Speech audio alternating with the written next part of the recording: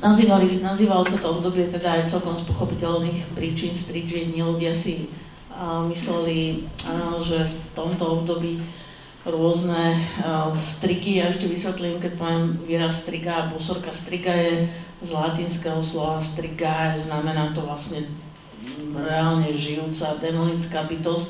Bosorka je z maďarského slova bosorkári. Ľudia si tak predstavovali, že počas tých dlhých nocí v podstate tieto démonické bytosti sa schádzajú a kujú pikle, akým spôsobom uškodiť tej komunite. A počas strížich dní ľudia teda tiež verili, že tie bosorky, ja to mám taký ústrach, že teda sa tie bosorky vlastne zamýšľajú nad tým, čo zlé môžu urobiť. No a teraz bavíme sa o minulosti samozrejme, čiže zoberte si tú situáciu a začiatku 20. storočia, nemusíme ísť ani do 18.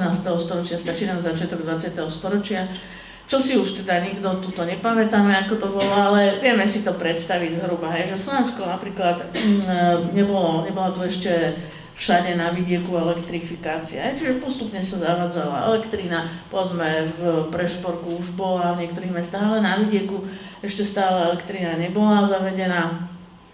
Ľudia si svietili samozrejme petrolovými lampami alebo v tých chudobnejších domácnostiach proste piecka sa otvorila a teplo a svetlo išlo zároveň z piecky, čiže je naozaj, keď si tak zoberieme, že my dnes, keď prídeme uzímený domov, tak proste máme tam relatívne teplo, šťukneme vypínačom, krásne svetlo, keď máme depresiu, pustíme si hudbu a podobne. Proste nevieme si už ani ten život predstaviť, ako to bolo v minulosti. A tu ja o tom hovorím preto, aby sme si vedeli predstaviť, že prečo vlastne vznikla tá myšlienka, že nejaké stríčie dni, že to bolo úplne pochopiteľné, že ľudia mali strach. A mali strach ani nie tak veľmi o seba, ako skôr, čo tiež je pre nás možno nepochopiteľné, o hospodárske zvieratá. Konkrétne napríklad o krávy.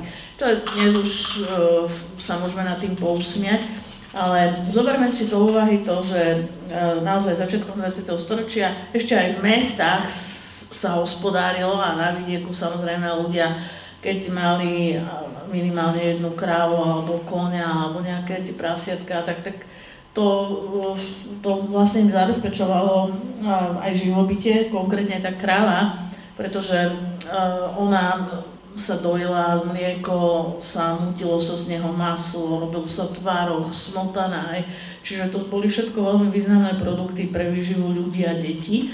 A v zimnom období, viete, v lete sa tá kráva, proste sa krávy pásli na paši, mali čerstvú trávu a všetko. Keď sa v mesiaci jún kosili lúky, tak vlastne sa to robilo preto, aby sa tá tráva sa obracala, spravilo sa z nej postupne seno, vyschla a to seno slúžilo ako krmivo pre dobytok cez zimné obdobie. Čiže ľudia si museli vlastne všetko v minulosti a nie tak dávnej minulosti zabezpečiť vlastnými rukami. Tak sa verilo, že bosorka môže na seba vziať podobu mačky, nejakej žaby. A samozrejme už taká mačka, viete, to cez tie doštené, cez tie špáry proste do tej maštale sa pretiahla, dostala sa tam.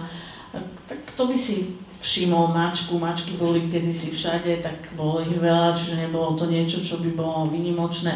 A stačilo, že tá mačka sa obtrela tým chvostíkom kráve o tie nohy a už bolo akože neplecha na svete.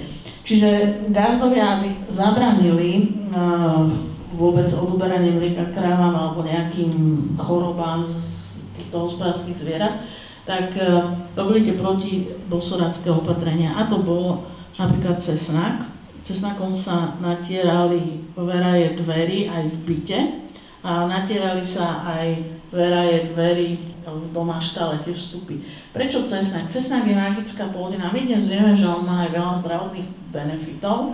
Čiastočne to tušili naši predkovia, pretože napríklad v rámci etnomedicíny používali cesnak, keď niekoho bolel zub, mal tam proste nejaké bolesti, tak si tam dával cesnak, vkladal do toho zuba, keď ho tam lámal, tak si vložil cesnak, lebo cesnak je prírodné antibiotikum, samozrejme, ale zároveň on má aj takú zvláštnu chuť a vôňu. Sú ľudia, ktorí sú úplne alergickí, že nemôžu ho ani zaňuchať, ani ho neprehltnú.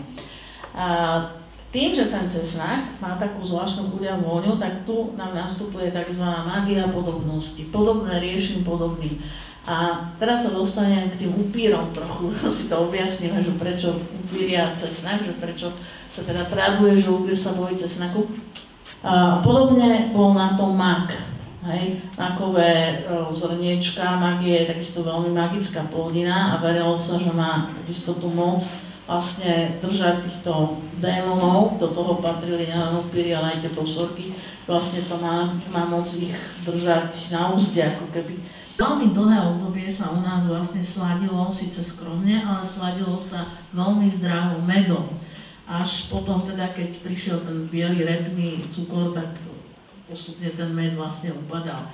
Ale, takže rozumieme si, že prečo ten prvý chod tej šedrej večere tvoril napríklad, to sa už považuje za chod, aj bolo to jedlo, bol tam ten cesnak.